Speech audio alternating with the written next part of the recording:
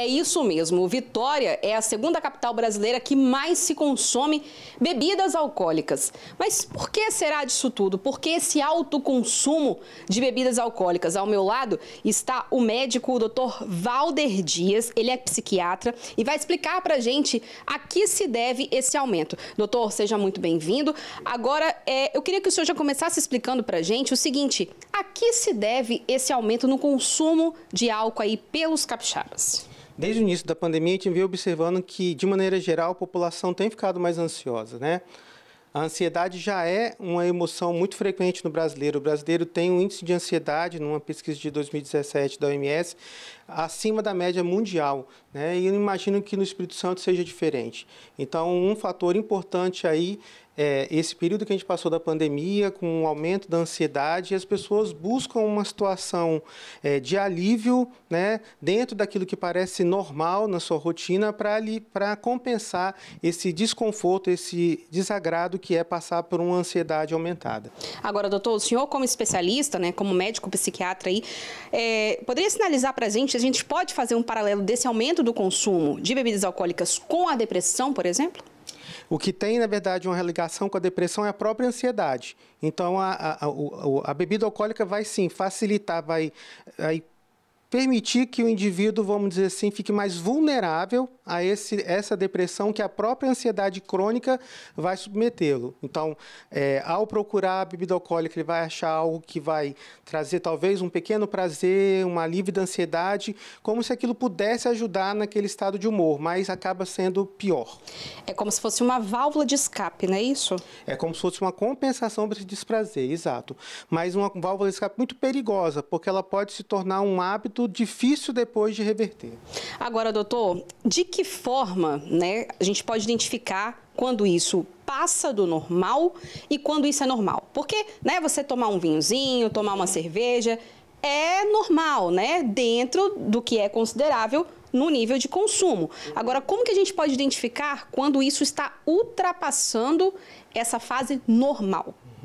É muito importante estar aberto para a percepção dos outros, ou seja, será que o meu padrão de bebida está começando a incomodar? Será que de alguma forma tem alguma pessoa que conviva comigo, ou mesmo quando eu vejo meus comportamentos ou os prejuízos causados, que isso está diferente? Porque a gente não está falando aqui de dependência, a gente está falando de aumento do consumo, que muitas vezes não caracteriza uma questão de dependência. E esse aumento às vezes é sutil, é preciso que as pessoas estejam atentas a prejuízos, pequenos prejuízos que isso começa a causar na sua saúde física e mental, na sua dificuldade de lidar com os estressores, por exemplo, que vai piorando. Agora, doutor, a prática de atividade física, ela pode ser uma grande aliada nesse processo, não é isso? Então, se a gente pensar que a gente teve um desprazer muito grande por esse estresse e a gente busca na bebida alcoólica algo que possa aliviar esse prazer, a gente tem aí algo que não é saudável. E o exercício poderia ser exatamente o contrário, algo que venha a aliviar a ansiedade, só que trazendo benefícios e muitos poucos prejuízos se for feito de maneira adequada, sem exageros, né, naquela quantidade de 150 minutos por semana, 5 de 30, 3 de 50. Isso, sempre que você consegue transpirar um pouco, isso funciona, independente do exercício que a pessoa resolva fazer.